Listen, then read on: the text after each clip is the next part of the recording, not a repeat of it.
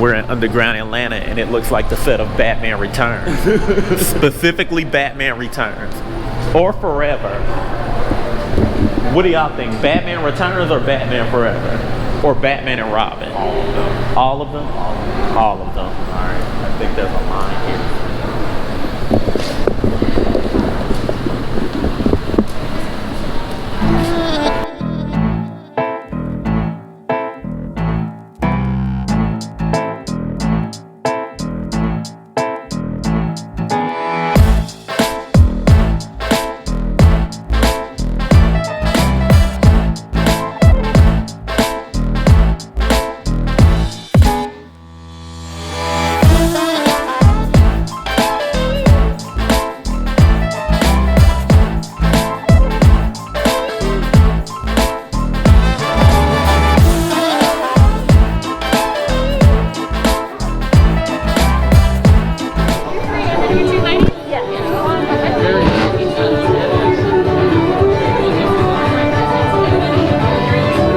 So this is the tea party. Looks extravagant. I smell some good.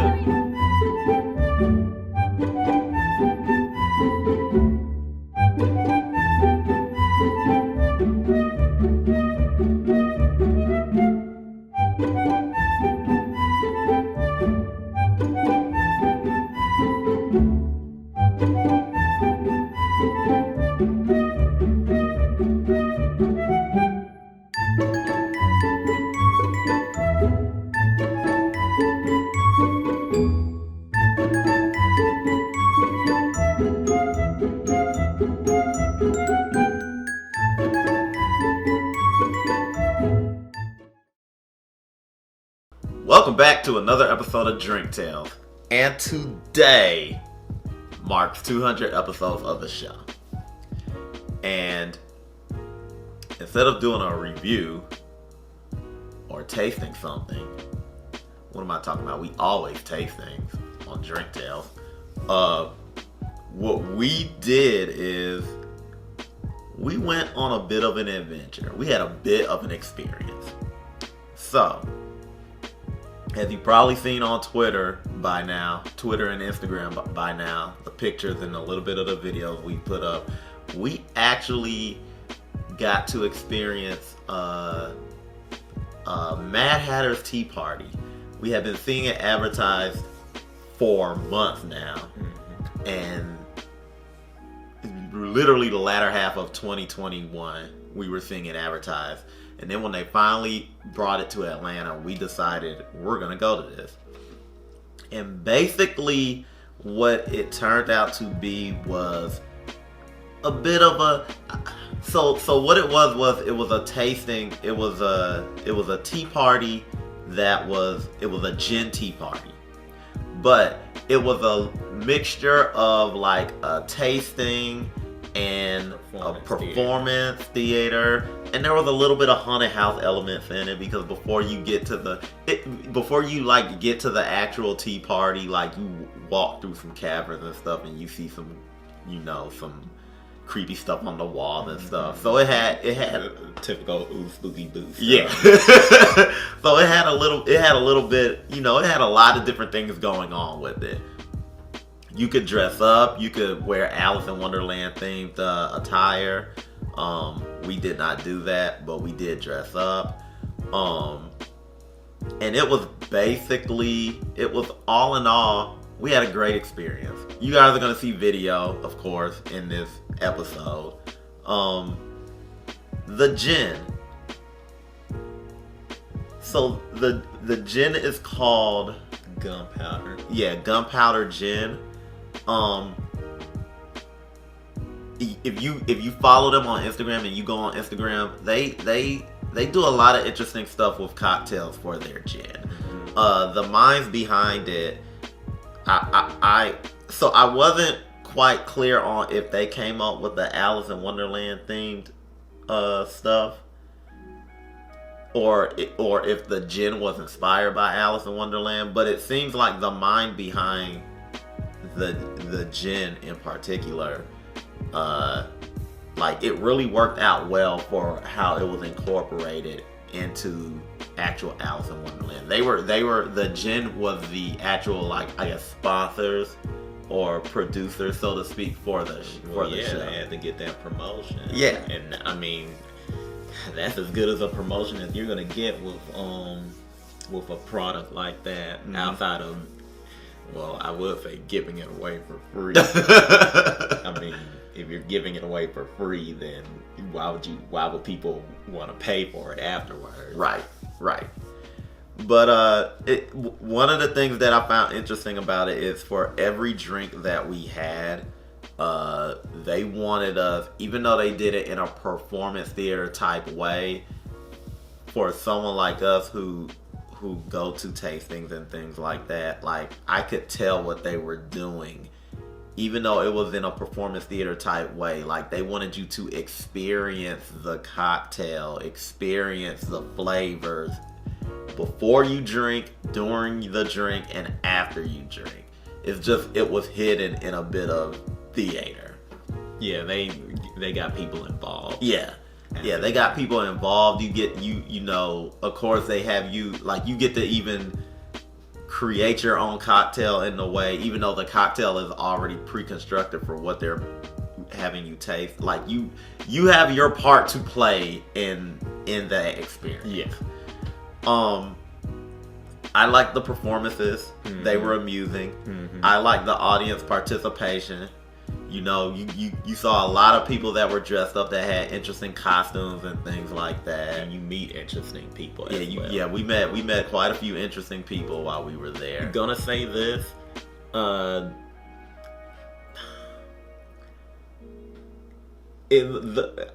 I say the people were interesting, like, so, and maybe I'm out of the loop on this, but we saw the demographic in there was not what I expected. Like, mostly women, and I believe half older women. Like, you know, that shocked me. I didn't think that, you know, people over their 30s and 40s would be coming out to something like this. Well, I wasn't particularly shocked, but for me it was more, when I realized what this actually was, then I was like, that makes a lot of sense.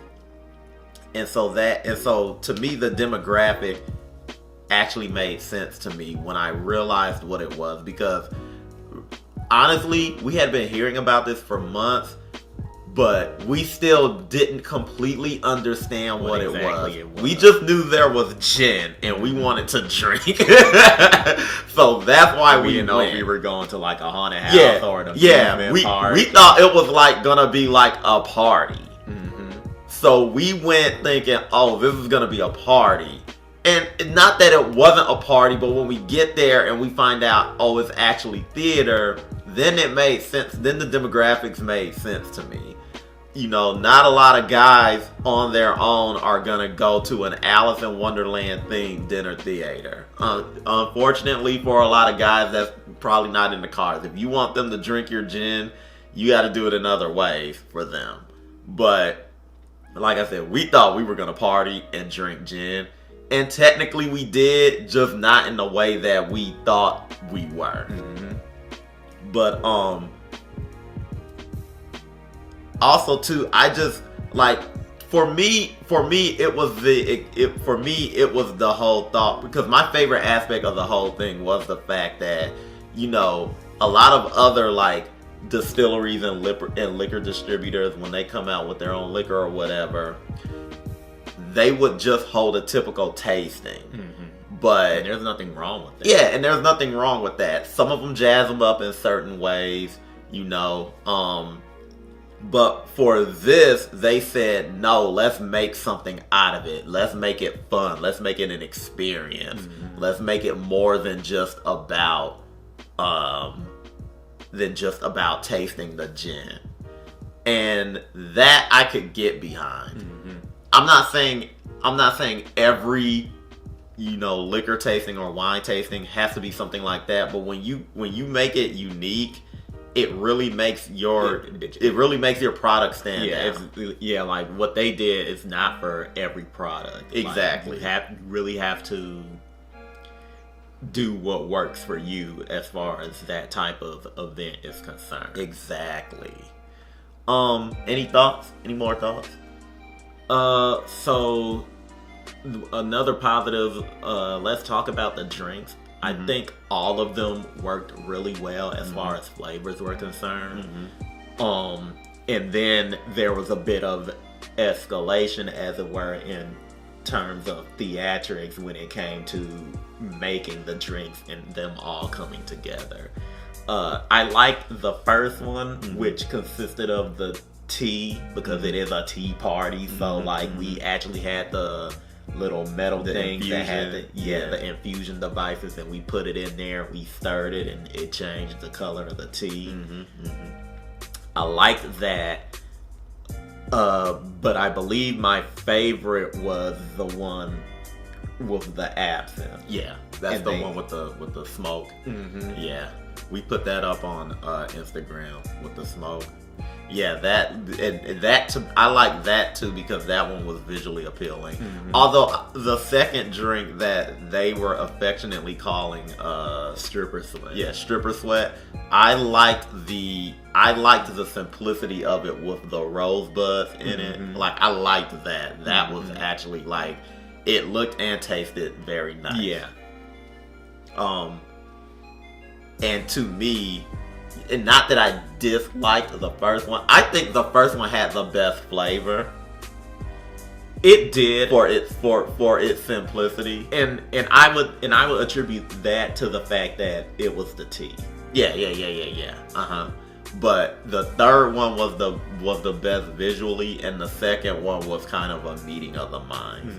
Because in my opinion, because when I'm tasting these drinks, like especially the first one had all the different flavors from the tea, all the different tea that I'm tasting individually. I thought that one, taste-wise, was so, I guess, like, I don't want to say unique, but distinct. Yeah, distinct.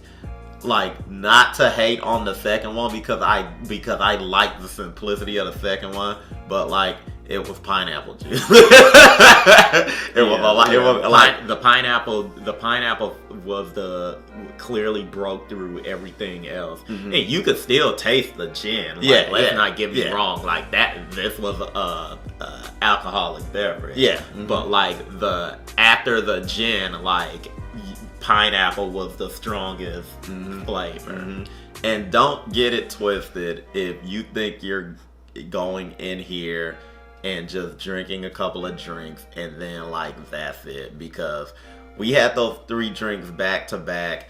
They give you like hors d'oeuvres, but because it's Alice in Wonderland, everything is weird. So like we were sitting with another person. So when they brought the thing out with the food on it, it's literally one of each thing for everybody. So you essentially get 3 bites and a bottled water to hold you through drinking 3 alcoholic beverages back to back to back. Now I will say I felt that was the weakest aspect of the food whole experience. I thought that was I get what they were going for because they were trying to be on theme, but you know, like you're drinking gin and then one of those, despite the fact that it was very little, it was the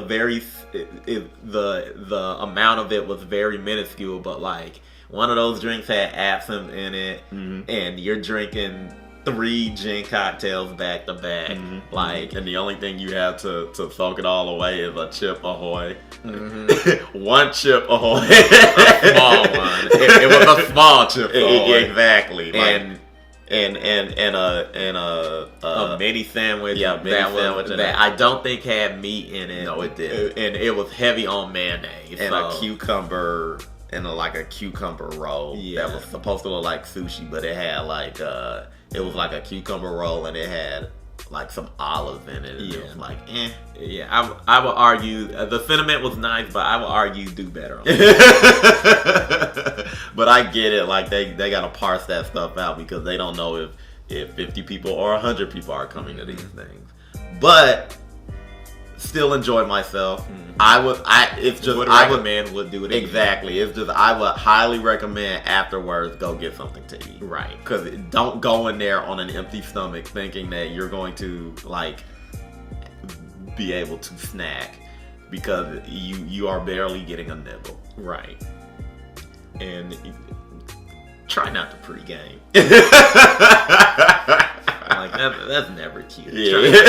Especially if you don't know what you're getting into. Like, don't pregame to something like that. Exactly. You pregame when you go to your friend's house. Don't pregame to some mysterious, because you didn't know if this was a trap or anything like that. Like, you walking through underground Atlanta, and because it's deserted, it's looking all creepy and weird. You don't know if you don't know if you just got scammed on the internet. Like, exactly. You don't know a bunch of folks in masks might pop out like cock-a-doodle-doo.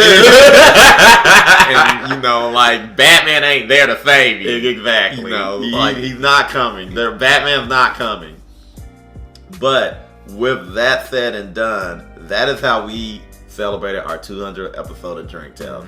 I know it seems like we skipped an episode because we didn't come out on our usual Wednesday time, but we needed a bit more time to have this one cooking, mostly because we didn't go to the tea party until Thursday. Right. But with that said and done, that'll do it for this episode of Drink Tales. Be sure to like and subscribe. Hit that bell so that you're notified of all content coming to the channel. Also, check us out on Instagram, check us out on Facebook, check us out on Twitter, and be sure to retweet and reshare our content. Exactly. And, speaking of content, we're always looking for stuff to make a content out of that is food and drink related. Exactly. So, like, if you know about some food and drink that we would be interested in, let us know about it. Hit us up in our DM. Exactly. If there's any places like the Mad Hatter Tea Party, any experiences like that, let us know. We're trying to go to those. Even if they're out of town. Exactly. Just let us know anyway. But they gotta be worth going out of town. Yeah, and they gotta be within a reasonable time. Don't tell us something and say, hey, this is in Las Vegas tomorrow, and it's like, what am I supposed to do with that information? Exactly. But that'll do it for this episode of Drink Tales, guys, and until next time, everyone, peace.